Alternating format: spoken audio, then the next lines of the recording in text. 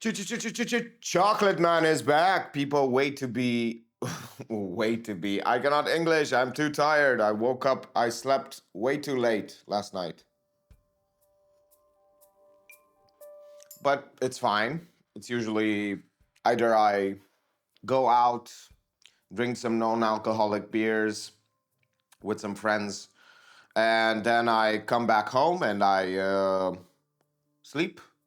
Or I just watch social media after I finish the work. So yesterday I finished the work at 12 at night, from 12 in the morning to 12 at night. Well, not really. From 1 in the morning, 1 in the afternoon to 12 at night. It's 11 hours. I didn't really work 11 hours, but I did do quite a bit. It wasn't tiring at all. I did sports twice yesterday, so that's amazing. I didn't do the whole workout, but I did about half the second time because I didn't have my gloves. So I should be getting my gloves in my purse, my little purse. So the idea is the fanny pack. I'm quite amazed by the fact that if I put this much energy and I speak with this much confidence and also tonality, the tonality is like going down instead of asking a question, you know? You know? See? So I knew what that was making to people because, like, a year ago, I was explaining to a friend, we were at a bar, and I was like, look, there are about 8 people who know me here, and I already know them, and none of them has saw me. None of them saw me, and even if they saw me, they just didn't look at me. They just pretended like I'm not there. And I told him, you want to see something? Start counting. We've been here for 2 hours. I'm going to change my energy levels and start counting how many people come and say hi. And it started to happen, and it started to happen. After I went into this tonality and this energy, I just appeared out of nowhere in people's radar. I was like, oh, I know that guy. So it wasn't just because of the energy. It was also because people were like, oh, someone's talking loud. Who's that? Oh, I know them. I, so you just, but it also works in terms of the fact that whenever you speak like this, people react differently. So people around you who you are talking with, they react differently. I put it last night to a friend. They either love you or they hate you. There is no in between. They cannot forget you because you are the most loud, not obnoxious, but loud and confident person. You have more energy than anyone else.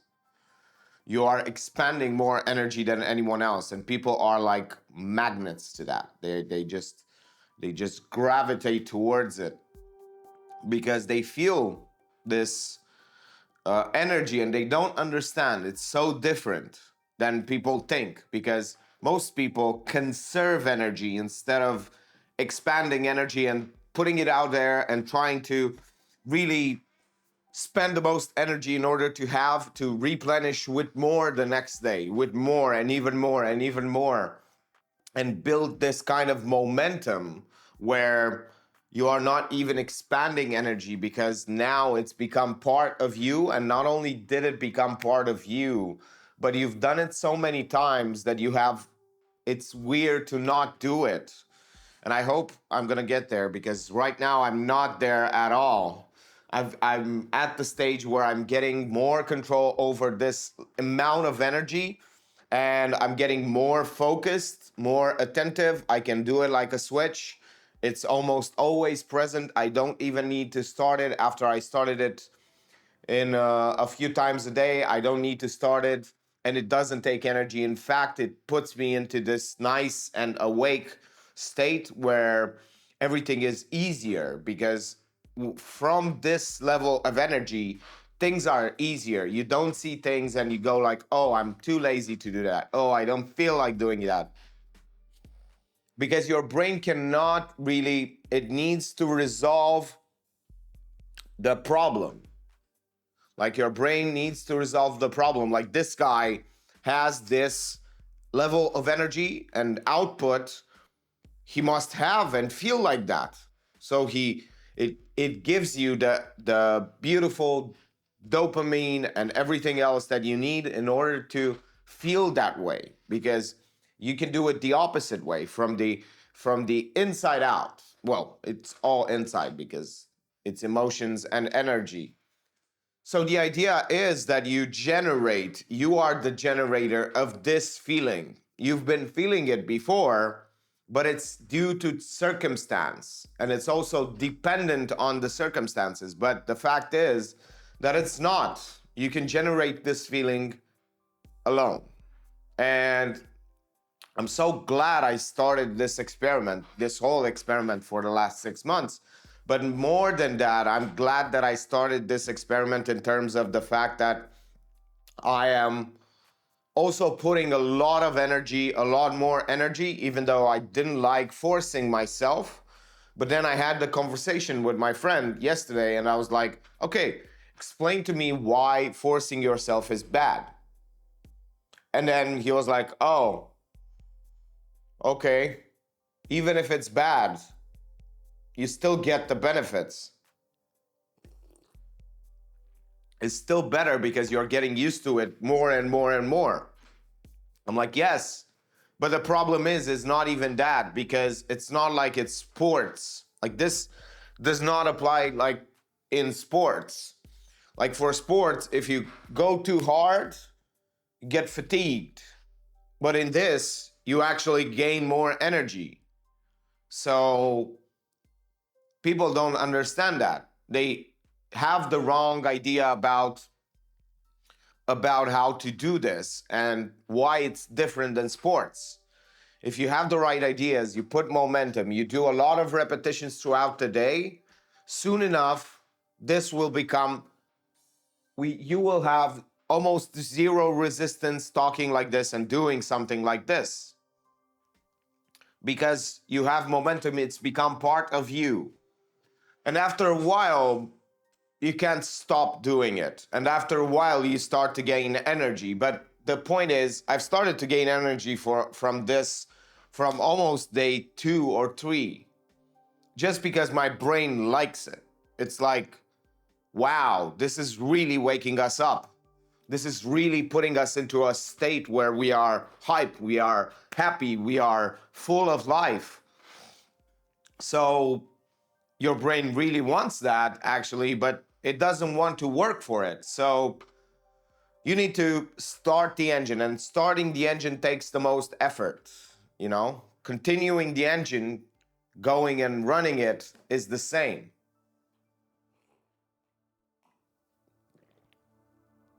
I think cars, I don't know if this is true, but until a certain speed, I don't know if it's true, but I don't know how it's calculated, but I think it's calculated by 400 miles, the fuel, like there is a speed at which the car becomes more efficient. It's the same way for you expanding energy. Until a certain point, when you are accelerating, you are really spending more fluid, um, more diesel or more gas. You are spending more energy until a certain point. At a certain speed, you become efficient, truly efficient, and you spend less energy because you don't accelerate. You are constantly at that speed. But people's normal speed is around here. Just put it like triple that. Like if you have it triple that, people are just gonna notice. Not only notice, but they're not gonna, well, some of them will fight it. Like my friend yesterday, fought this because he was like, "Oh, you're changing. You are changing. You changed. You're not here with me." And I'm like, "I am. I'm more present now than I ever was."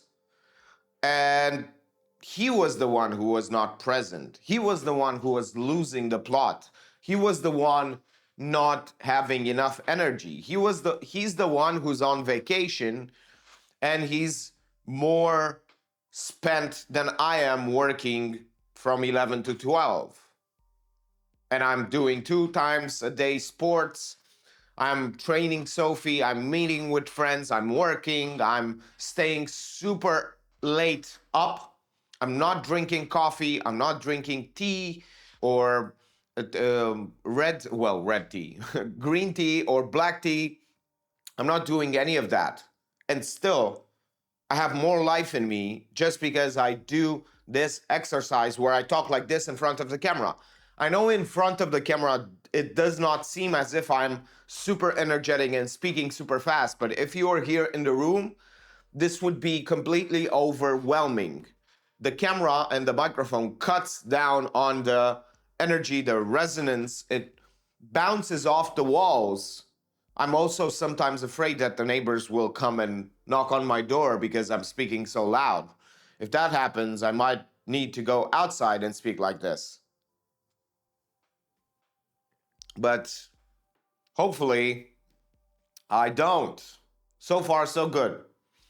So far, it hasn't happened, even if I'm filming at super, super late, but I have been trying not to film so late.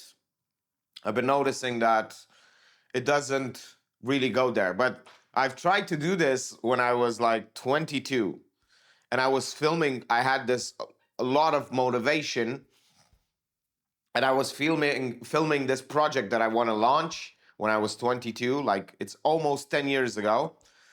And I remember I was living in the Netherlands, and I remember this guy coming down after 2 hours of filming, and he was like, "Please, can we sleep? It's quite late and we can hear you." And I'm like, "Okay, I'm sorry." But I was like, "Oh, welcome to Be Alive Movement. I'm Daniel, your host, and I'm..." Of course, it wasn't sustainable at all because I didn't know how to focus on just a small thing at a time, specialize in that, and then, but I was trying to do that. I was trying to not make the script. I was trying to repeat the script until I have the right energy and the right cadence that I want, which is extremely high. That was the demand that I put on myself. And 9.5 years later, I have it, baby. Another beautiful day is over. The most interesting thing that happened today was that I bought another light stand, and the fact that I finally took a power nap since I quit coffee. I haven't taken any power naps since I took coffee and since I quit coffee, just because I didn't feel like it. And this was a weird power nap because I didn't wake up super duper rested because I wasn't that tired when I slept. So I've noticed that by quitting coffee, it's interesting how it works. You don't get highs and lows. You don't get these up and down swings with energy and with the way you feel exhausted and the way you feel energetic. But it's interesting how it works and how it changes your whole life just by quitting a substance, which is caffeine. The idea is that I feel much better. And when I rest, I deeply rest. Like I slept for 1 hour and a half, and I can already feel regenerated, not only mentally, because exhaustion when you are drinking coffee is more mental. And now I feel rested in my body. I feel everything is opening up, and I just feel amazing. And that's I think, the whole purpose of quitting coffee, to feel better, because it takes much more than it gives, especially if you've been drinking coffee for a few years. It's very difficult for you to realize how much is taking away from your life. I had to quit, so that's basically what happened. But the idea is that I am now just drinking hot chocolate, and I love it. Thank you for watching, and see you tomorrow.